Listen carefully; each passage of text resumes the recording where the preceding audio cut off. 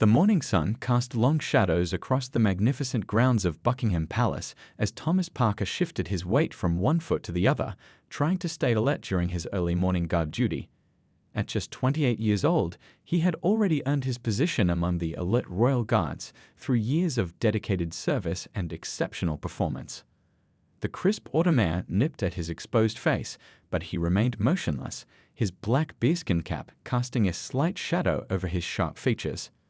The usual crowd of tourists began gathering early that morning, their excited chatter and camera clicks creating a familiar background noise that Thomas had learned to tune out. Among them was Robert Wilson, a 55-year-old hardware store owner from a small town in Minnesota. He stood out from the cheerful crowd, not because of his worn denim jacket or the outdated camera hanging around his neck, but because of the permanent scowl etched across his weathered face. Wilson had never traveled outside his hometown before this European tour, a retirement gift from his children who hoped it might broaden his perspectives. But so far, the trip had only seemed to reinforce his narrow worldview.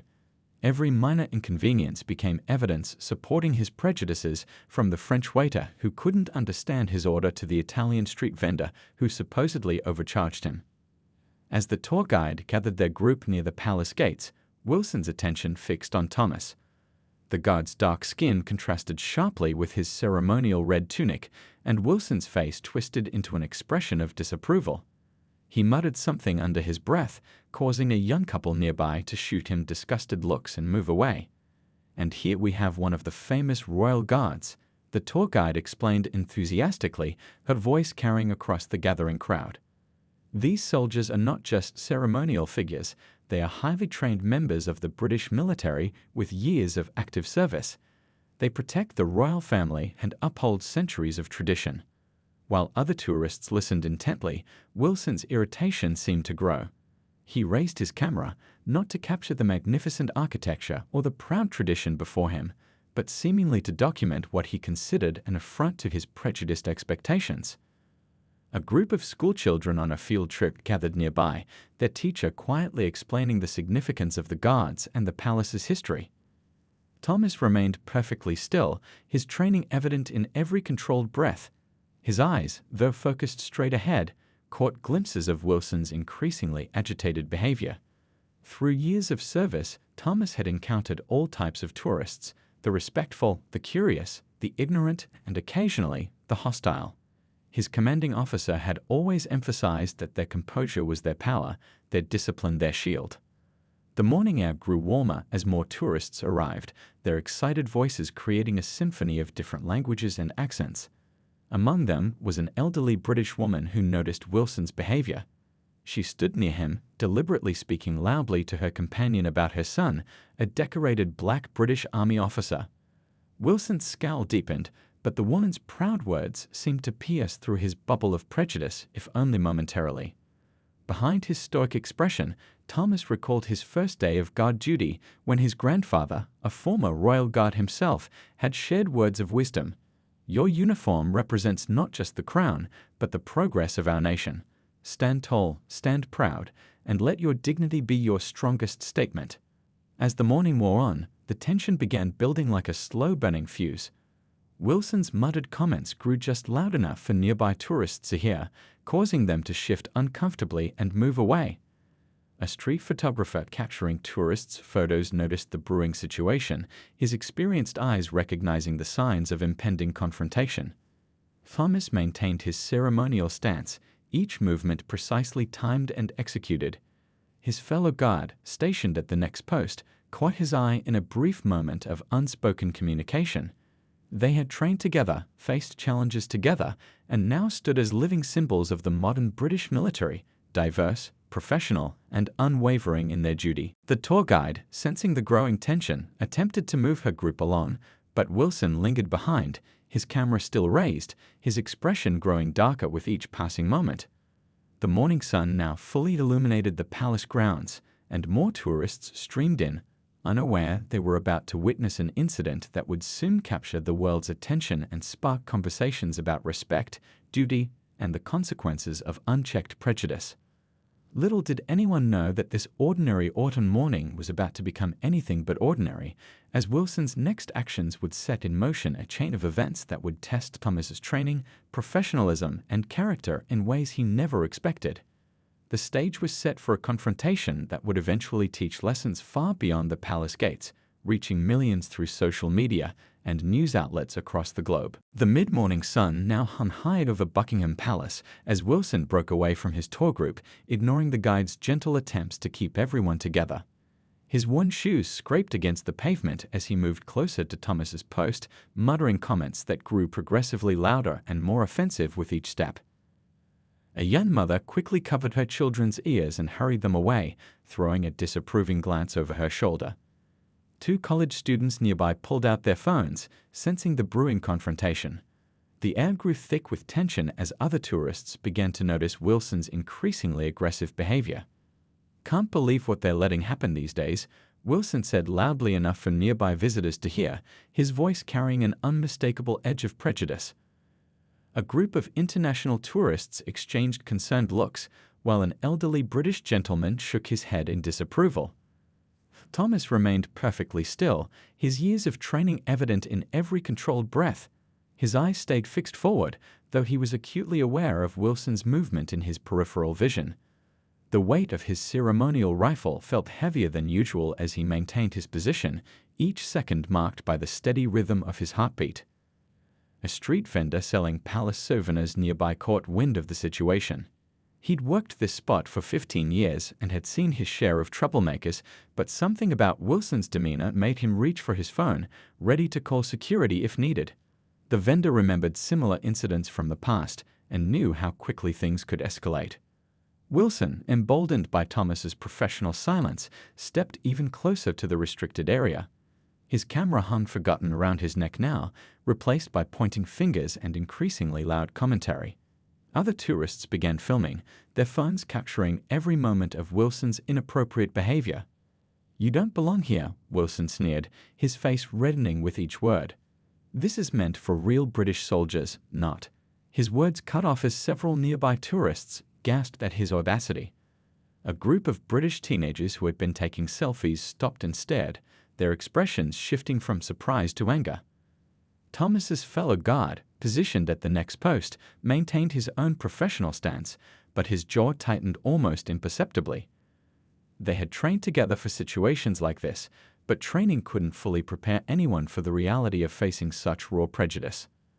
An older Asian tourist guide, who had brought countless groups to the palace over the years, began quietly explaining to her group in whispered Mandarin how the royal guards were selected based on merit and exceptional service records.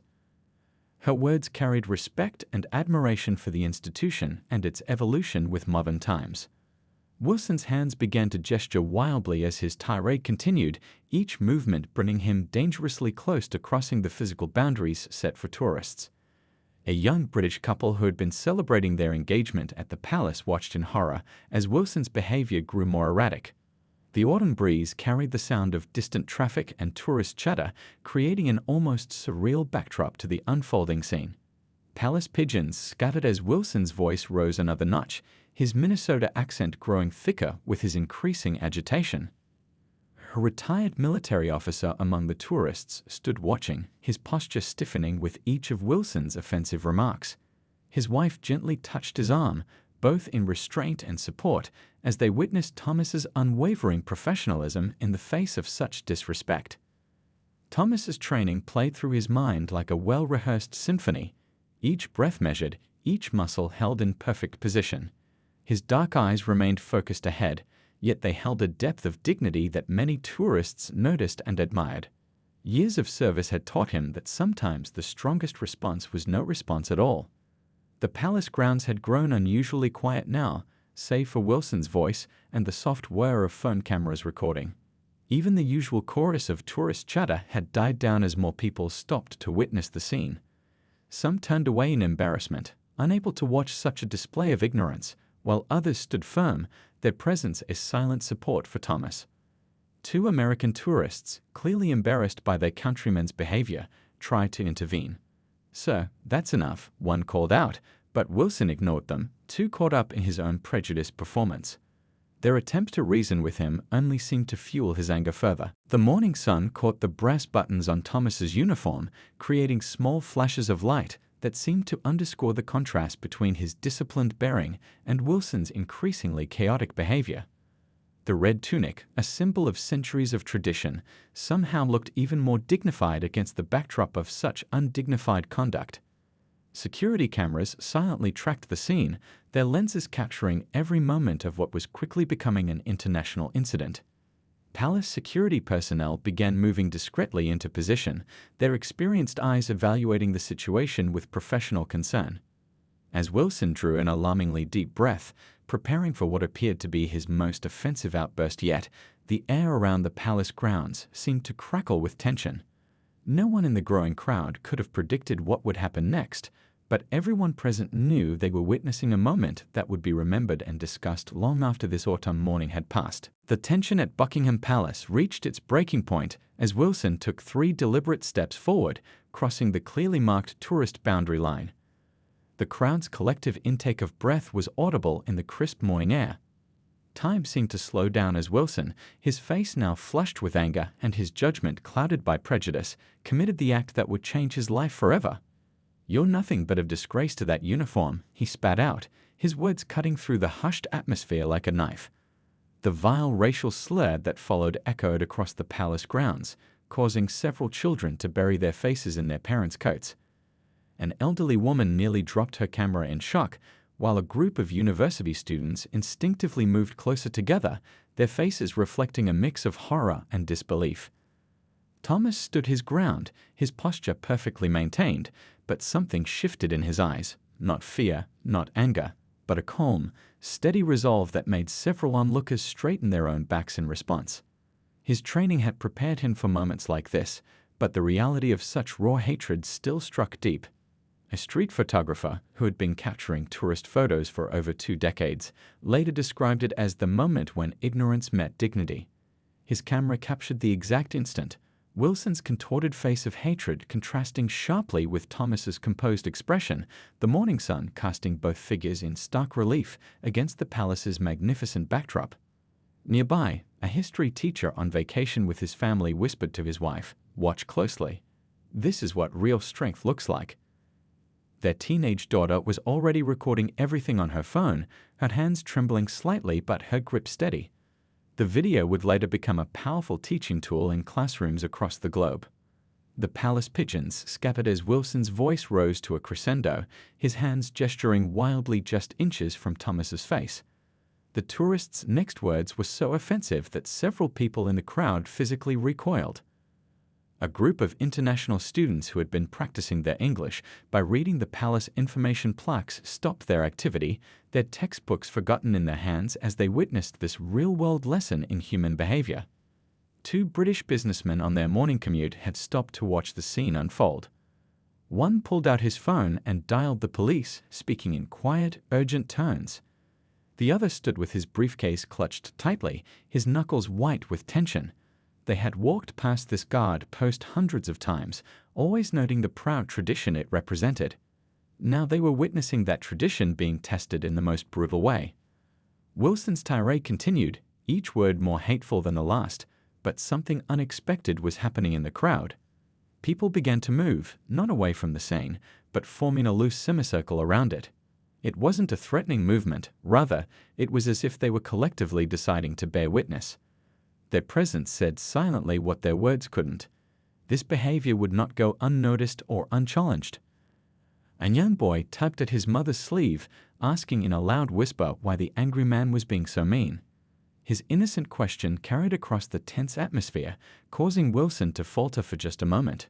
But instead of reconsidering his actions, he seemed to grow even more agitated, perhaps realizing that his audience included children who were witnessing his shameful display.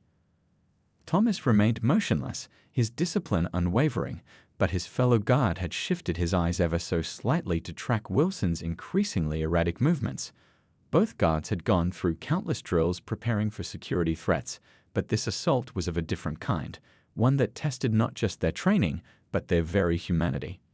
The autumn wind picked up, carrying fallen leaves across the scene in swirling patterns. A street cleaner who had been working nearby had stopped his rounds, his broom forgotten in his hands as he watched the scene unfold. He had worked these streets for 30 years and had never seen such a display of both hatred and dignity in such close proximity. Wilson's next move would be remembered by everyone present. He reached into his jacket pocket, causing several people in the crowd to gasp. The movement was probably innocent, perhaps reaching for his phone or tourist map, but the tension had reached such a peak that every action seemed loaded with possibility. Time seemed to stand still as Wilson took one final step, placing himself directly in front of Thomas. His face was now just inches from the guards, his words becoming more personal, more targeted. The crowd held its collective breath, phones still recording, as Wilson prepared to cross a line from which there would be no return. A palace tour guide, who had been leading groups through these grounds for over 15 years, later said she had never felt such tension in the air. The usual tourist chatter had completely ceased, replaced by an electric silence that seemed to crackle with anticipation. Every person present knew they were witnessing something significant, a moment when humanity's worst and best qualities would clash in front of one of Britain's most iconic symbols. As Wilson opened his mouth to deliver what would be his final insult, no one in the crowd could have predicted what would happen next. But everyone present understood that they were about to witness something that would be talked about for years to come, a moment when tradition, duty, and human dignity would face their ultimate test. What happened next would be replayed millions of times on social media, studied in military training academies, and discussed in countless news articles.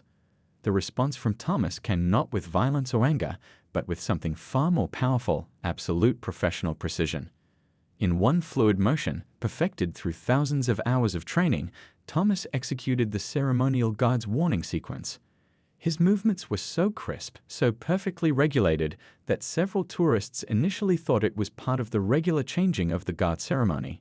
He stamped his boot against the pavement, the sound cracking through the tense air like a thunderclap. Wilson, startled by the sudden movement, stumbled backward.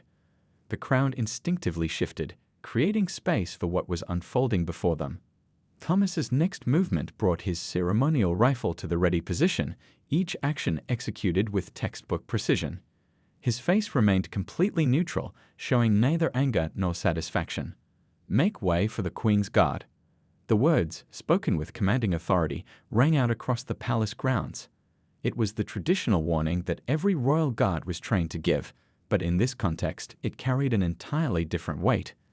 The words seemed to snap Wilson out of his rage-induced trance, replacing his anger with sudden uncertainty. A young police officer who had just arrived on the scene later described it as watching history meet the present.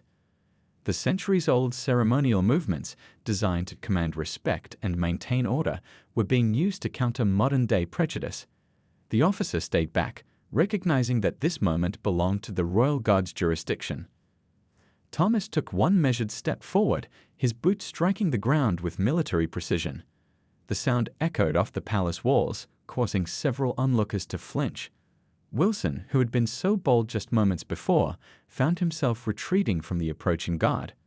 The power dynamic had shifted completely, but not through force or confrontation, through pure professionalism and discipline. An old military veteran in the crowd stood straighter, recognizing the textbook execution of the guard's warning procedure. He nodded approvingly, understanding that Thomas was demonstrating the highest form of military bearing. His grandson, recording everything on his phone, captured the veteran's whispered words. "That's how it's done, boy. That's how it's done." The autumn sun caught the brass buttons on Thomas's uniform as he completed the sequence of movements. Each action was performed with such precision that it seemed to carry the weight of every royal guard who had ever stood at that post. The red tunic, gleaming in the morning light, became a symbol not just of tradition, but of progress and professionalism in the face of prejudice. Wilson's face had drained of color, his previous bravado evaporating under the methodical advance of the guard. He stumbled back another step, nearly tripping over his own feet. The crowd puffed around him, no one willing to offer support to a man who had shown such disrespect. His camera swung forgotten around his neck, knocking against his chest as he moved. 2 palace security officers had arrived by this point, but they too stood back, recognizing that Thomas's response was more effective than any intervention they could offer. One of them later commented that it was like watching centuries of tradition stand up to centuries of prejudice. The tourists who had been filming now held their phones with steady hands, knowing they were capturing something significant. A group of schoolchildren who had been watching in horror now looked on in awe, their young faces showing newfound respect for the uniform and the person wearing it. Thomas completed his warning sequence with the final stamp of his boot, the sound seeming to echo across time itself. His movements had created a clear boundary between himself and Wilson, but more importantly, they had drawn a line between dignity and disgrace. He resumed his guard position, his eyes once again facing forward, his posture perfect. The silence that followed was profound. Even the usual London traffic seemed muted. Wilson stood there, deflated and uncertain, as palace security finally moved in to escort him from the grounds. His removal was quiet but firm, his previous bombastic presence reduced to shuffling feet and averted eyes. A small group of American tourists, who had been watching with growing embarrassment at their countrymen's behavior, now stood taller, relieved to see justice served through discipline rather than force. One of them would later post online about how it was the most British way possible to handle such a situation. The crowd began to disperse, but not before many of them stood at attention themselves, offering silent salutes to Thomas. Parents pointed him out to their children, explaining in hushed voices about respect, dignity, and standing firm in the face of hatred. The moment had become a lesson that no textbook could adequately teach. As the morning continued, tourist groups resumed their regular patterns, but something had changed. People approached the guard post with more reverence, their photos taken from a more respectful distance. The incident had transformed an everyday tourist spot into a place where an important lesson about human dignity had been taught without a single word of confrontation. Within hours of the incident, the videos began spreading across social media platforms like wildfire. The first clip, posted by a French tourist, gained 1 million views in just 2 hours. By lunchtime, news vans had started gathering outside Buckingham Palace, their satellite dishes reaching toward the sky like metal flowers seeking sun.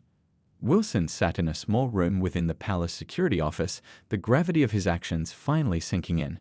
His tourist map lay crumpled in his lap, his camera placed on a nearby desk by security personnel. The wall clock ticked loudly in the silence, each second marking time in a day that had gone horribly wrong. His face, once red with anger, now showed the pale shade of realization. "Your actions today have violated several laws," explained the chief security officer, his voice firm but professional. "We've contacted the American embassy, and they've been made aware of the situation." Wilson's shoulder slumped further as the officer listed the potential consequences: fines, possible travel restrictions, and most worryingly, the viral spread of his actions across the internet. Outside, Thomas continued his duty, standing at his post with the same unwavering dedication. Tourists now approached with notably more respect, many offering subtle nods of acknowledgement. A young boy placed a small drawing at the edge of the permitted area.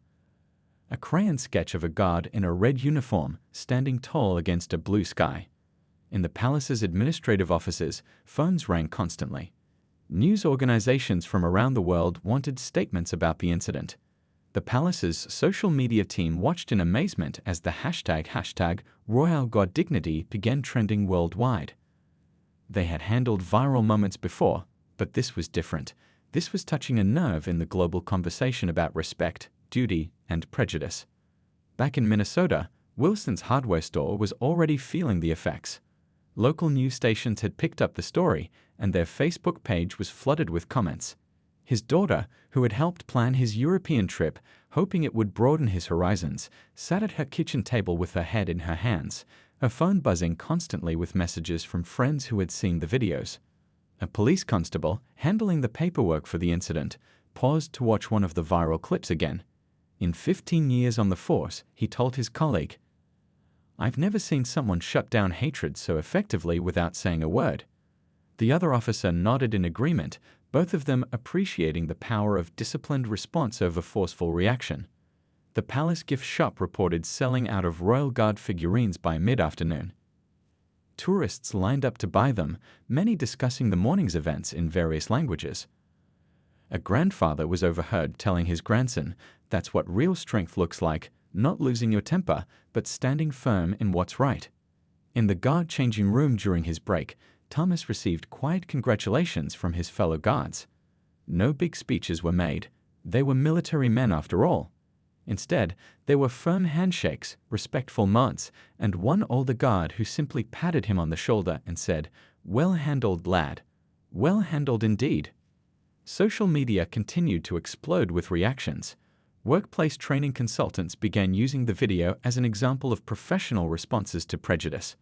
Military academies requested copies for their cultural sensitivity programs.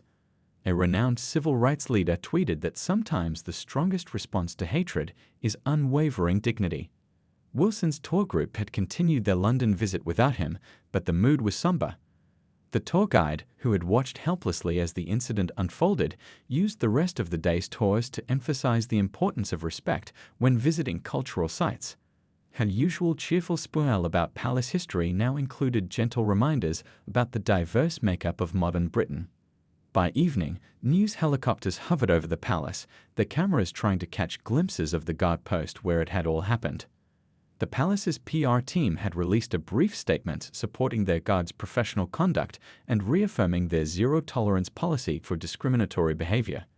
The statement was short, but its message was clear. Dignity would always triumph over discrimination. In the palace security office, they added a new photo to their training manual, a still frame from one of the viral videos showing Thomas in perfect form during his warning sequence. Below it, they wrote, "Procedure executed with exemplary precision under extreme provocation. This is the standard." As the sun set over London, casting long shadows across the palace grounds, tourists continued to gather near Thomas's post. They spoke in hushed tones, many trying to explain to their children what they had witnessed or heard about. A moment of ugliness had been transformed into a lesson about grace, dignity, and the power of standing firm in one's principles. The day's final tour group listened more attentively than usual to their guide's explanation of the Royal Guard's traditions.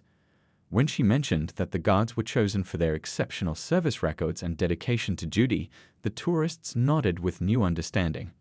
The morning's incident had added a contemporary chapter to the palace's long history, showing how centuries-old traditions could serve as a powerful response to modern-day prejudice. 1 week after the incident, Wilson sat in his living room back in Minnesota, staring at his unopened suitcase in the corner.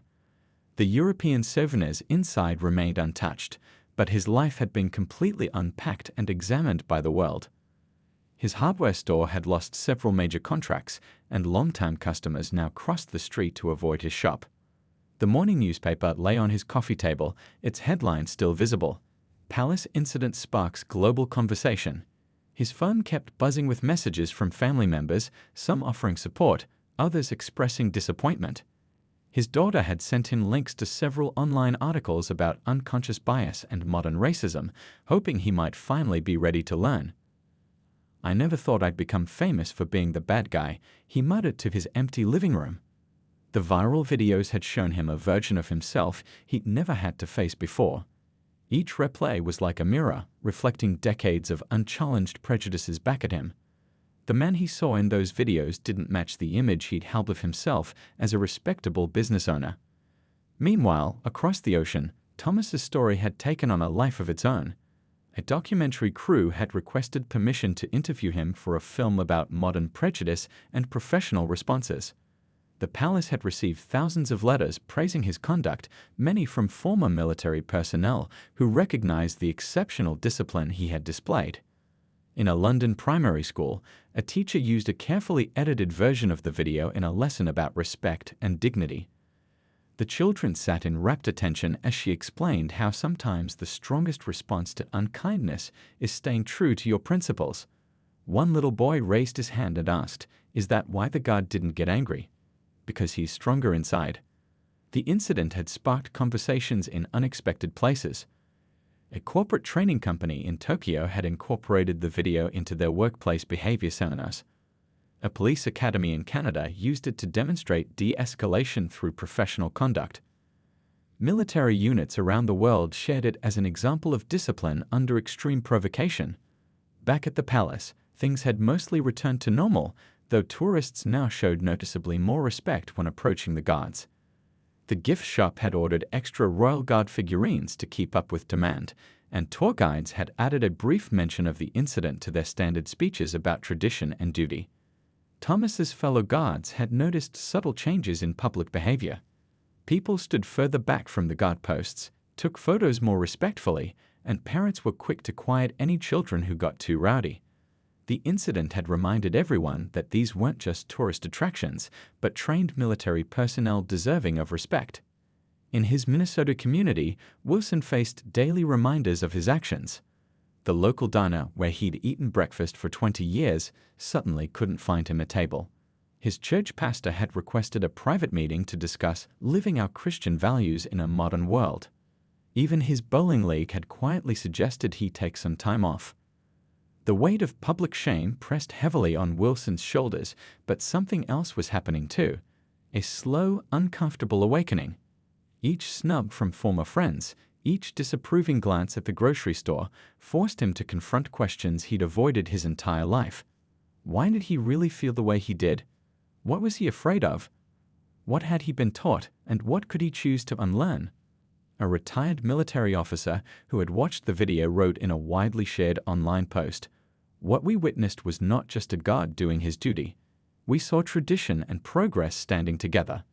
We saw dignity defeat discrimination without a single word being spoken. That's the kind of victory that changes hearts and minds." Thomas's commanding officer had added a note to his service record, demonstrated exceptional poise and professionalism under extreme provocation, upheld the highest standards of the Royal Guard while facing unacceptable prejudice. Actions brought credit to himself and the service. In Wilson's hometown, the incident sparked uncomfortable but necessary conversations. The high school principal used it as a starting point for discussions about respect and diversity. The local newspaper ran a series about the town's changing demographics and the need for greater understanding. Small changes began to appear: diversity training at the Chamber of Commerce, cultural awareness events at the library, community dialogues about inclusion. The Palace gift shop manager noticed that people bought Royal Guard souvenirs differently now. They weren't just picking up cute toys or amusing trinkets, they were purchasing symbols of something deeper. Tourists would often share their thoughts about the incident while making their purchases, turning the small shop into an unexpected forum for discussions about respect, duty, and human dignity. As autumn turned to winter, the incident became more than just a viral moment.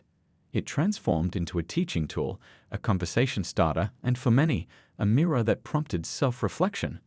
The power of Thomas's disciplined response continued to resonate, showing how centuries-old traditions could provide answers to modern-day challenges. 6 months after the incident, Wilson stood nervously at the podium in his community center. The room was packed with local residents, some familiar faces, others he'd never seen before. His hands trembled slightly as he adjusted the microphone, but his voice was clear as he began to speak. "I never thought I'd be standing here," he started, looking out at the diverse crowd. 6 months ago, I was a different person. I was someone who thought he was right about everything and everyone. That day at Buckingham Palace didn't just shame me, it changed me." The silence in the room was heavy with attention as he shared his journey of transformation. The local newspaper had sent a reporter to cover the event. Her notebook filled quickly as Wilson described his work with community organizations, his meetings with local minority business owners, and his ongoing efforts to understand and challenge his own prejudices. The headline the next day would read, "Local business owner leads community dialogue on change." Meanwhile, across the ocean, Thomas had just finished supervising a new training session for Royal Guards. The palace had updated their training manual to include a section on maintaining professional composure in the face of discrimination. Young recruits watched the video of that autumn morning, studying how centuries of tradition could be applied to modern challenges. "It's not about standing still," Thomas explained to the recruits, speaking rarely but with purpose. "It's about standing firm in your principles." The new guards listened intently, understanding that their role encompassed more than just ceremonial duties. They were now custodians of a powerful lesson in dignity and restraint. Back in Minnesota, Wilson's hardware store had slowly begun to recover, but in a different way. He'd hired staff from diverse backgrounds, started a community outreach program, and turned part of his store into a meeting space for local cultural groups. The shop windows, once filled with just tools and equipment, now displayed posters for multicultural events and community initiatives. A documentary filmmaker who had followed both men's stories over the months sat in her editing room reviewing footage. "What strikes me," she told her assistant, "is how one moment of confrontation led to so much positive change." Her documentary would later win several awards for its honest portrayal of personal transformation and institutional response to racism. Thomas's example had rippled through military training programs worldwide. A British Army training officer commented, "We've always taught discipline, but now we have a perfect example of why it matters. It's not just about following orders, it's about maintaining dignity under pressure." Wilson's daughter visited him one weekend, bringing her children. She found him in the community center, helping to organize a cultural awareness festival. Watching her father patiently explain British palace traditions to a group of interested teenagers, she saw a different man than the one who had left for Europe 6 months ago. The palace gift shop had created a new display about the history of the Royal Guards, including a section about diversity in the modern British military. Tourists would often stop to read the information, many remembering the viral video that had sparked such important conversations.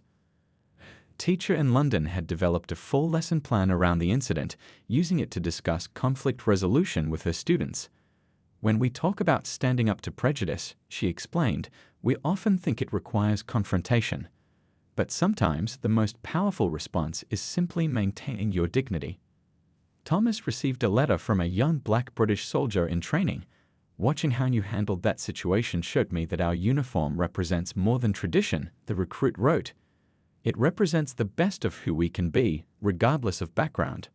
The letter joined hundreds of others in a file that the palace kept to document the incident's impact. Wilson's bowling league had welcomed him back, but the conversations over beers were different now. Instead of casual prejudices going unchallenged, there were discussions about change, understanding, and growth. "Never thought I'd see you organizing diversity workshops," an old friend commented. Wilson replied, "Never thought I'd need to learn so much at my age." The palace had installed a small, discreet plaque near the guard post where the incident occurred. It didn't mention any names or specific events, but simply read, "On this spot, dignity prevailed over prejudice, proving that tradition and progress stand strongest together." As another tourist season began at Buckingham Palace, new guides learned to tell the story with care and purpose. They explained how the Royal Guards represented not just Britain's past, but its future, a future where professionalism and dignity could overcome prejudice and hate. Thomas continued his duties, standing tall at his post each day. Tourists still took photos, but there was a new respect in their approach. Children would sometimes ask their parents why everyone was so polite to the guards. The answers they received helped shape a new generation's understanding of respect and dignity. The story had become more than just a viral moment or a cautionary tale. It had transformed into a lesson about how change happens, not always through dramatic confrontations or loud protests, but sometimes through quiet dignity and unwavering principle. Both men, in their different ways, had become examples of how people and institutions could face the challenges of prejudice and emerge stronger, wiser, and more humane.